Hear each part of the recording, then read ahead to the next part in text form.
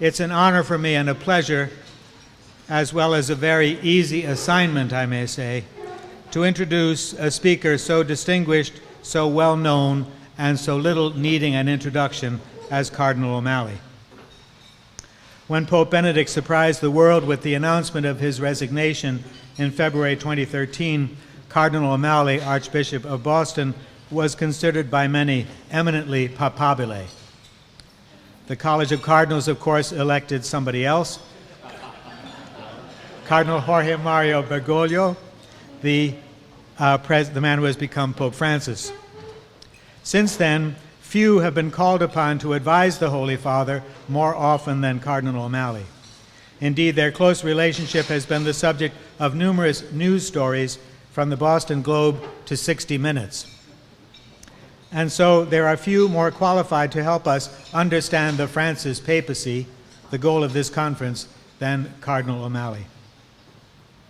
At age 21, Seán Patrick O'Malley, a native of the Lakewood suburb of Cleveland, Ohio, my hometown, professed religious vows as a friar minor Capuchin, hence the Franciscan habit and the beard. And at 26, he was ordained priest. After earning a master's degree in religious education and a PhD in Spanish and Portuguese literature from the Catholic University of America, he taught at Catholic University and founded the Centro Católico Hispano in Washington, D.C., an organization which provides educational, medical, and legal help to immigrants. Since his ordination to the episcopacy on August 2, 1984, he has served as Bishop of the Dioceses of St. Thomas in the Virgin Islands, Fall River, Massachusetts, 20 minutes up the road from here, and Palm Beach, Florida. Let me note that he was very popular in Fall River, a bishop of Fall River with not one, not two, but three distinctly Irish-sounding names, who also spoke fluent Portuguese, could hardly lose. St. John Paul II appointed him Archbishop of Boston in July 2003. In 2006, Pope Benedict XVI created him Cardinal with the title Priest of Santa Maria della Vittoria, the church in Rome where you can see the famous Bernini sculpture of St. Teresa in ecstasy. He has been apostolic visitor to the Archdiocese of Dublin. Among other important posts, he is one of the 9 members of the Pope's Council of Cardinal Advisors and president of the Pontifical Council for the Protection of Minors. Please join me in welcoming Cardinal Seán Patrick O'Malley, who will address us on Pope Francis and evangelization.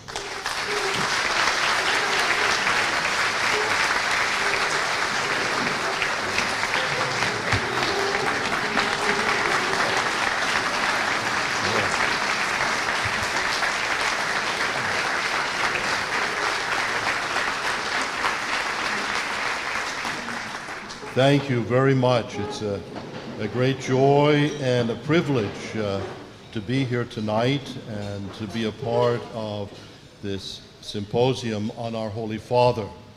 We are so blessed that each of the Holy Fathers in our lifetime have brought such special gifts to the Church, but Pope Francis has certainly been a great gift of God's providence, and it is a joy to work with him as one of his advisors in the Council of Cardinals. The Holy Father is a man who listens, a man who consults a lot, individually and collectively, and out of that discernment is born his decisions. And it's interesting to see the impact of his letter on the environment, and the whole world is talking about it, and I know that our young people who are so passionate about the environment are very enthused, and I'm pleased that this will be an opportunity for many of our young people to come into contact with the magisterium, and hopefully it will broaden their concept of the Church. The Holy Father looks beyond the issues and asks the very important question, what kind of world do we want to leave for future generations? And as always, the Holy Father looks to the poor. He sees the connection between their condition and the fragility of the planet. You see how the Holy Father's asceticism and simple lifestyle are so meaningful and so connected with the common good. Pope Francis is the first member of a religious order to be chosen pope in many generations. In this year of consecrated life, it's fascinating to see the charism of Ignatian spirituality and the spirit of the poor man of Assisi marked in this new pontificate in such a profound way. I always tell people the story about the Jesuit and the Franciscan. We're walking down the street together one day, and a young man rushed up to them and said, "Fathers, fathers, what novena do I have to say to get a BMW?" And the Franciscan said, "What's a BMW?" And the Jesuit said, "What's a novena?"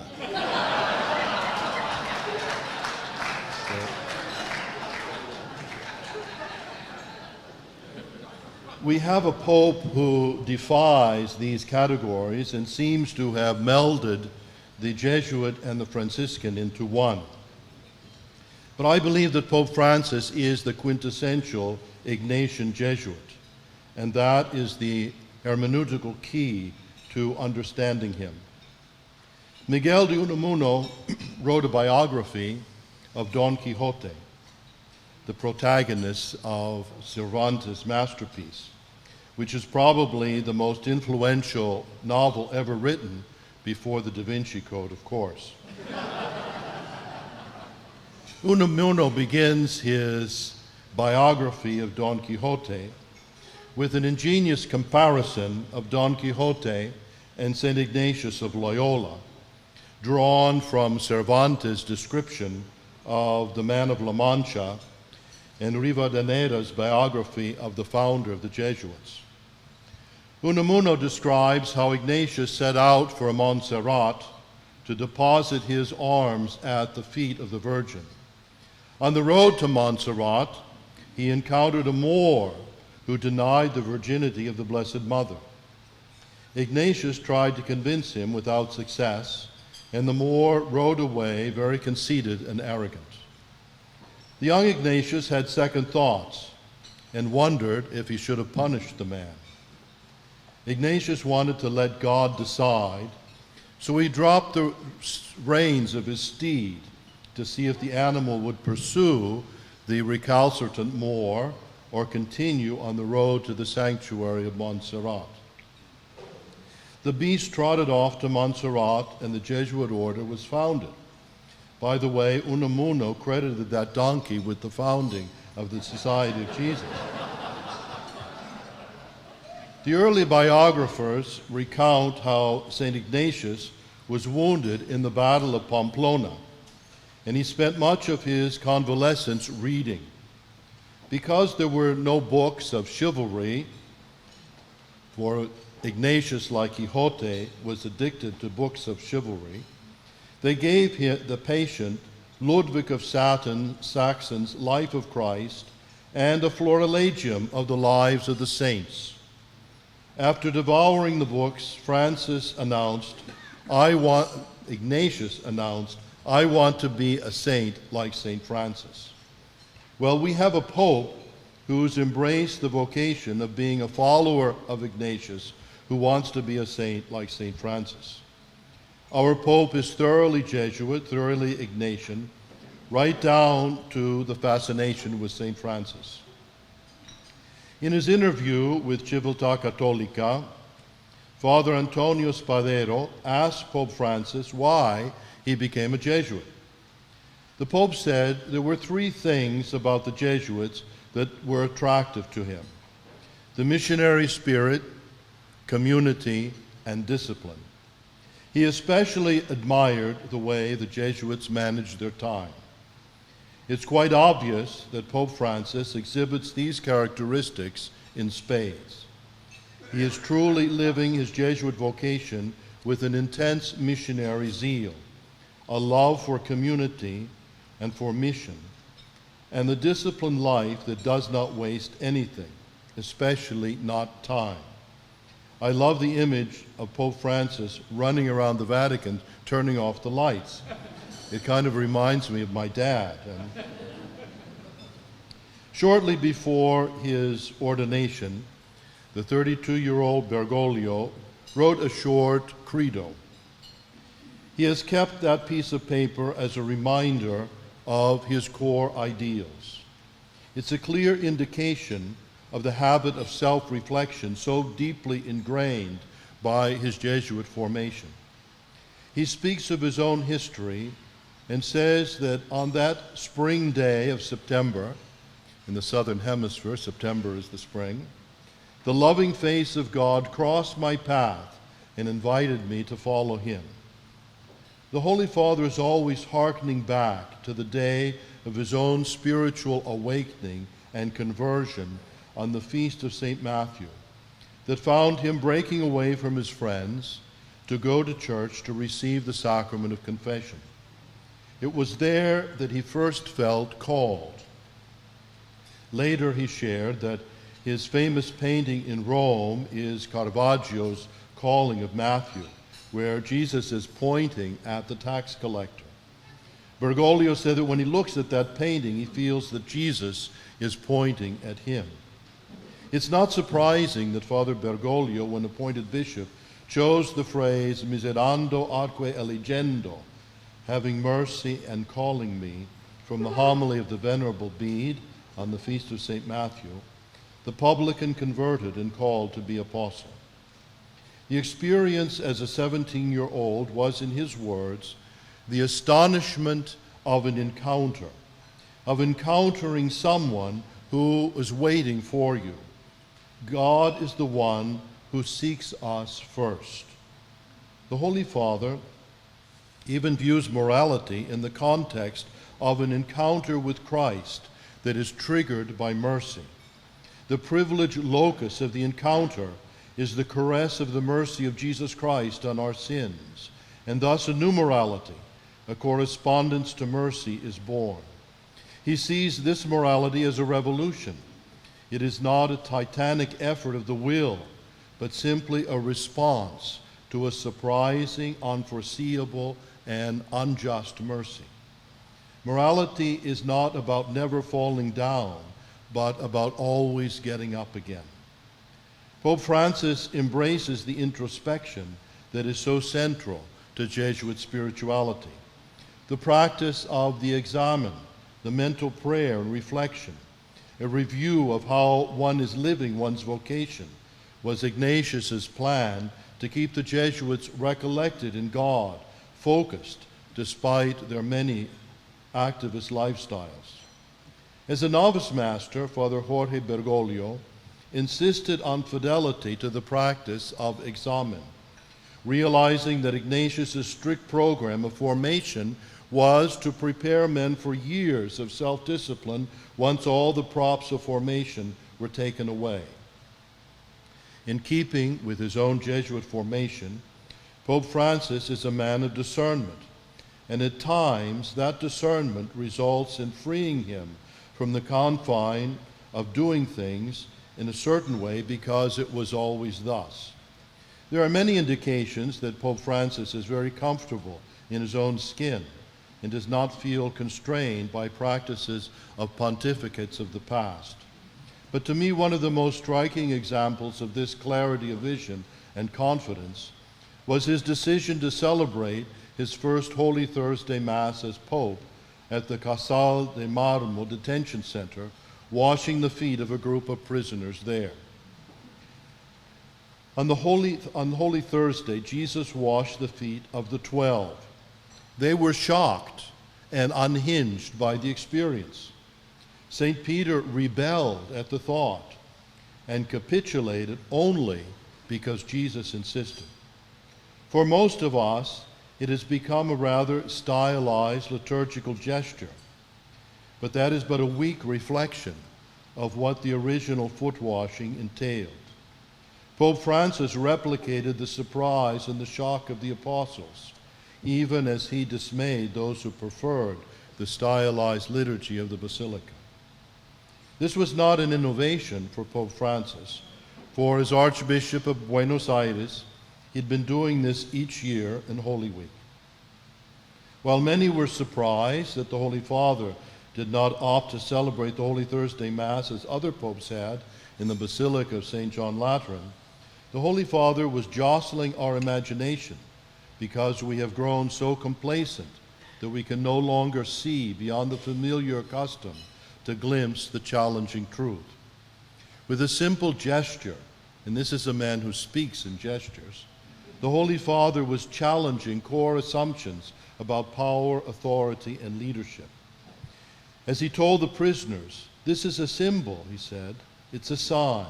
Washing your feet means I am at your service." In his address to the Brazilian bishops at the World Youth Day in Rio de Janeiro, Pope Francis said, "Unless we train ministers capable of warming people's hearts, of walking with them in the night, of dialoguing with their hopes and disappointments, of mending their brokenness, what joy can we have for our present and future journey?" Father Jorge Bergoglio's former novices recount how Father Bergoglio always insisted that the seminarians should go on the weekends to the poorest neighborhoods to give catechism classes to the children. He used to tell them that if someone could make the catechism simple enough for a child to understand, that is a wise person. And when the seminarians returned from the barrios, from these poor neighborhoods, Father Bergoglio would always check to see if they had dusty shoes. If a seminarian didn't have mud on his shoes, that man had some explaining to do. The same desire to teach the young Jesuits to stay engaged with the people, to be close to the little ones, is what Jesus did when he was training his apostles. He took them to the temple to observe the widow putting her last penny in the collection. The Lord doesn't refund her money, applaud her, or give her a compliment. She is totally unaware that she is being observed as Jesus uses her as part of his lesson plan to his seminarian apostles. He helps them to see the poor widow through his eyes. Jesus wants his priests to see the faith and the devotion of the Anawim, the poor who are rich in faith. We have much to learn from the poor. Pope Francis, in Evangelii Gaudium, reminds us that God's heart has a special place for the poor, so much that he himself became poor. The entire history of our redemption is marked by the presence of the poor. In his inaugural address at the synagogue at Nazareth, Jesus uses the prophecy of Isaiah to describe his own messianic mission. "The Spirit of the Lord God is upon me, because he's anointed me to preach good news to the poor." Jesus assured those burdened by sorrow and crushed by poverty that God has a special place for them in his heart. "Blessed are the poor, yours is the kingdom of heaven." Pope Francis is most eloquent in his advocacy on behalf of the poor and our obligation to help them by programs of promotion and assistance, as well as by working to resolve the structural causes of poverty. However, one of Pope Francis's most impassioned pleas on behalf of the poor concerns their pastoral care. In Evangelii Gaudium, the Holy Father writes, "I want to say with regret that the worst discrimination which the poor suffer is the lack of spiritual care. The great majority of the poor have a special openness to the faith. They need God, and we must not fail to offer them his friendship, his blessing, his words, the celebration of the sacraments, and a journey of growth and maturity in the faith. Our preferential option for the poor must mainly translate into a privileged and preferential religious care. reading that passage from Evangelii Gaudium reminds me of something that happened to me many years ago when I was working at the Centro Católico. There had been a terrible earthquake in Guatemala and thousands of people perished. A former priest who was working at a secular relief organization came to seek my help in contacting some remote indigenous tribes in Guatemala. His agency wanted to fund a project for the poorest and the neediest. I arranged for a friend to take this individual to a very remote mountain village, where he made known his agency's offer to the people. He told them to choose any one project, a school, a clinic, potable water. The elders of the tribe asked for time to discuss the proposal with the members of the tribe. After their deliberation, the chief returned and said to this former priest, "Sir, what we need more than anything else is new doors for our church." Needless to say, my friend was shocked and embarrassed. I'm not sure how he negotiated this with his agency. I think he paid for the doors himself. The interesting thing is that the Indians, despite all their physical needs, felt that their relationship with God was their most pressing need. Pope Francis would have understood that immediately. The young Jorge Bergoglio joined the Jesuits in part out of a desire to be a missionary and go to Japan. It's hard to read Pope Francis's challenge to go to the periphery without recalling the letter of Francis Xavier to St. Ignatius that appears in the breviary for the feast of the great Jesuit missionary. Francis Xavier's letter contains this passionate plea to his fellow priests. Many people are not becoming Christians for one reason. There's no one to help them be Christians. Again and again, I've thought about going around to the universities of Europe, especially Paris, and everywhere crying out like a madman, riveting the attention of those with more learning than charity. What a tragedy. How many souls are being lost thanks to you. I wish that they would work as hard as this as they do in their books, and so settle their account with God by doing something for the missions. I can imagine Pope Francis writing that same letter himself.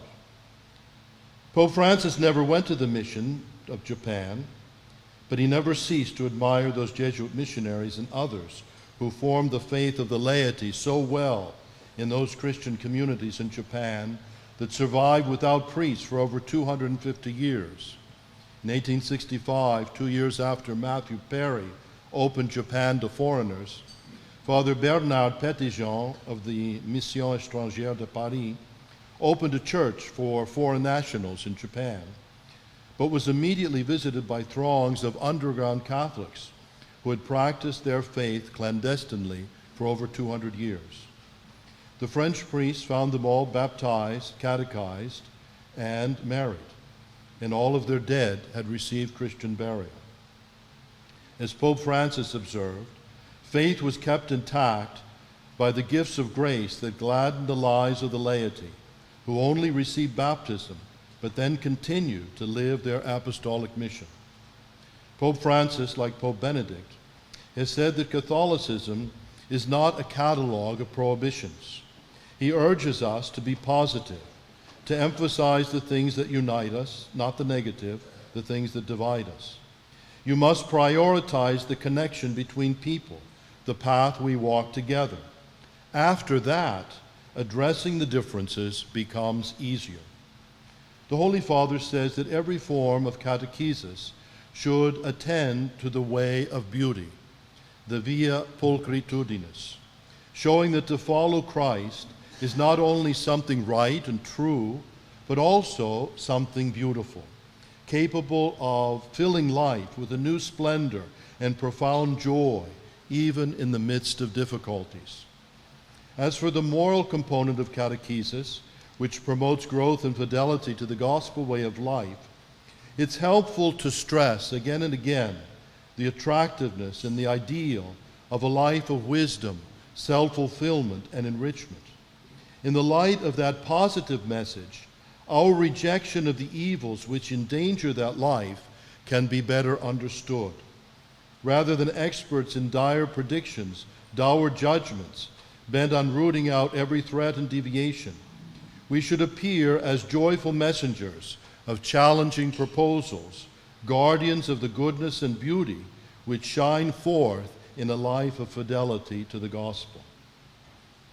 A fascinating study funded by Lilly Foundation resulted in the acronym MTD, Moralistic Therapeutic Deism. The author of the studies, Smith and Denton, invented this term to describe the common religious belief among Americans, especially young Americans. It's a religion that is about being nice, feeling good, and having God as some sort of fire extinguisher. In case of emergency, break the glass and say a prayer. What is missing is the kerygma, the love of God that sent Christ into the world to die on the cross, rise again, and accompany us to the end of time. Besides MTD, we find a compelling critique of American religion by Ross Douthat in his provocative book, Bad Religion: How We Became a Nation of Heretics.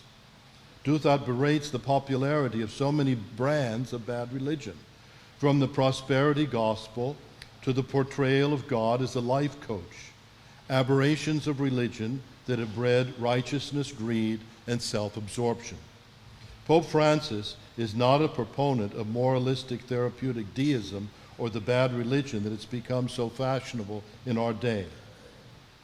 In his apostolic constitution, Evangelii Gaudium, he begins with the words, "The joy of the gospel fills the hearts and minds of all who encounter Jesus." The Pope is a true companion of Jesus, a Jesuit who puts Christ at the center of his life. At the center of the Church's mission is the announcement of the kerygma. The kerygma is Trinitarian. The fire of the Spirit leads us to believe in Jesus Christ, who by his death and resurrection reveals and communicates to us the Father's infinite mercy. Pope Francis writes in Evangelii Gaudium, "On the lips of the catechist, the first proclamation must ring out over and over. Jesus Christ loves you. He gave his life to save you, and now he's living at your side every day to enlighten, strengthen, and free you." The document of Aparecida, much influenced by the then Cardinal Bergoglio, talks about the need to form missionary disciples. The kerygma is central in this process. The kerygma is not simply a stage, but the leitmotif of a process that culminates in the maturity of the disciple of Jesus Christ. Without the kerygma, the other aspects of the process are condemned to sterility with hearts not truly converted to the Lord. Hence, the Church should have the kerygma present in all its actions. In the midst of a culture that glorifies individualism and the imperial autonomous self, the Pope and Aparecida speak to us about communion. There can be no Christian life except in community, in families, parishes, communities of consecrated life, base communities, other small communities and movements. Like the early Christians who met in community, the disciples take part in the life of the Church and in the encounter with brothers and sisters, living the life of Christ in solidarity, in fraternal life. The Holy Father speaks so much about the culture of encounter and the art of accompaniment in mentoring people in the faith. His message is very different from the New Age individualism of "I'm very spiritual but not very religious" attitude that thrives in today's climate. In a world that is so often polarized and divided, Pope Francis' message has brought hope into people's lives and enticed many people to look at the Church again. The field hospital imagery is more compelling than that of a museum or a concert hall. Most Catholics have felt energized by the focus on God's love and mercy and on the clarion call to embody the ideals of the Church's social gospel in our relations with others, especially the most vulnerable and forgotten. The Holy Father has made us more aware of Lazarus, covered with sores, who is on our doorstep, suffering alone, while we are absorbed in pursuit of entertainment and creature comforts in a globalization of indifference. He reminds us sometimes we lose our enthusiasm for mission because we forget that the gospel responds to our deepest needs, since we were created for what the gospel offers us: friendship with Jesus and love of our brothers and sisters. I spent 20 years in Washington working with immigrants. In those days, there was a curious incident that I will always remember. Wilbur Mills was a longtime speaker in the House and one-time presidential candidate. Mills was involved in a traffic incident in 1974. His car was stopped by the U.S. Park Police late at night because he was driving without his lights. It was discovered that Mills was intoxicated, and he was with Annabella Bastistella, professionally known as Fanny Fox, the Argentine firecracker. In an attempt to escape, they leapt from the car and jumped into the nearby tidal basin. 1 month later, Mills was to be on the ballot in his home state in Arkansas for re-election to Congress. While his office denied that he had a drinking problem, Jack Anderson reported that if his staff said, "You can't speak with him now, he's on the floor," it was never clear what that meant. In the election, a month after the scandal, Mills' challengers came up with the ditty: "If you like liquor, sex, and thrills, cast your vote for Wilbur Mills." Wilbur Mills won handily with 60% of the vote.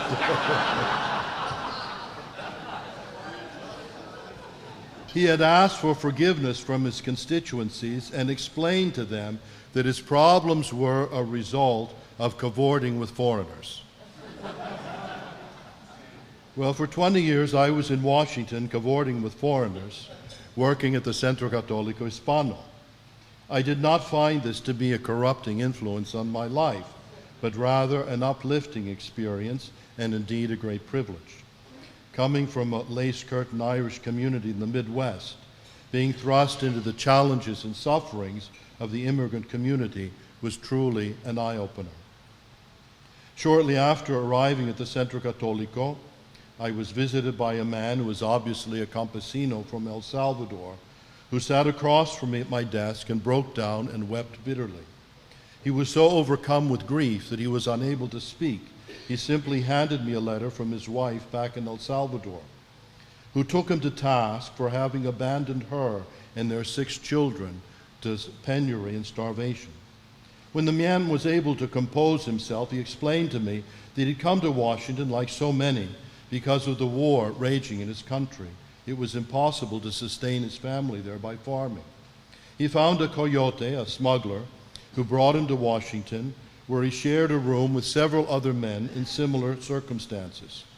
He washed dishes in 2 restaurants, one at lunchtime and one at dinner time. He ate the leftover food on the dirty plates so as not to spend any money.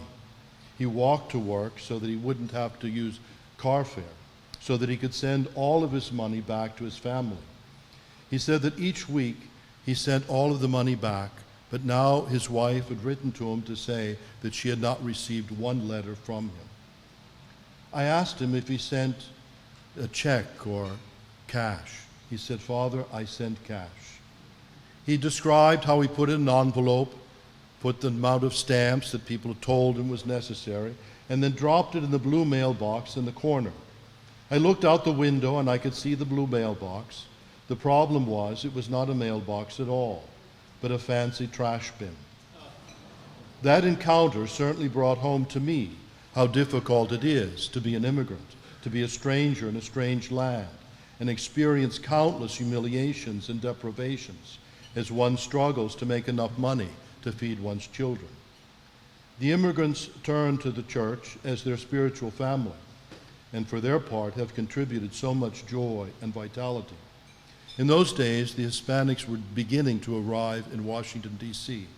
Now, 40 years later, They make up half of the Catholic population. Pope Francis has focused the world on the plight of the immigrants. I just read yesterday there are 60 million refugees this year. The Holy Father made his first trip as Pope to Lampedusa.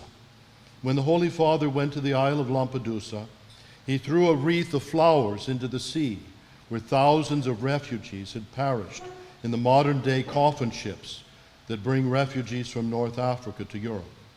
The Holy Father talked about the globalization of indifference, indifference to the suffering of others, to the fate of the unborn, the elderly, the handicapped, the mentally ill, and the refugees. We must overcome this indifference in our own lives and help people to see that the Church's teaching is about loving and caring for everyone. In his talk to the Brazilian bishops, Pope Francis said, "We need a church capable of rediscovering the maternal womb of mercy. Without mercy, we have little chance nowadays of entering the world of wounded persons in need of understanding, forgiveness, and love." The truth is that without mercy, the truth can be cold, off-putting, and can wound. The truth isn't a wet rag that you throw in someone's face, but should be a warm cape that you wrap around the person to protect and strengthen them. Our efforts to heal the wounds of society will depend on our capacity to love and to be faithful to our mission. The Holy Father is showing us very clearly that our struggle is not just a political battle or a legal problem, but that we must evangelize and humanize the culture. Then the world will be safe for the unborn, the elderly, and the unproductive. The gospel of life is a gospel of mercy. If we're going to get a hearing in today's world, it will be because people recognize that authenticity of our lives and our dedication to building a civilization of love. We're called to live our lives as a service to others and commit our lives to give witness to the presence of God's love and mercy in our midst. I often share with people the story of a man who went to the doctor because he was very sick and needed a series of tests. And during the time he was receiving this test, the doctor asked to speak to his wife alone. The doctor said, "Your husband is very, very seriously sick, and he is going to survive only if you take extraordinary care of him." She said, "Doctor, what do you mean?" She said, "Well, you should prepare for him his favorite meals. Let him go to the ball games and fishing with his buddies. Don't ask him to take the garbage out or cut the grass. Make sure the children don't bother him. Give him the remote control for the television set. And don't invite his mother-in-law over." In the car, the man was very nervous. He said, "What did the doctor say? What did the doctor say?" She said, "Honey, the doctor said you're going to die."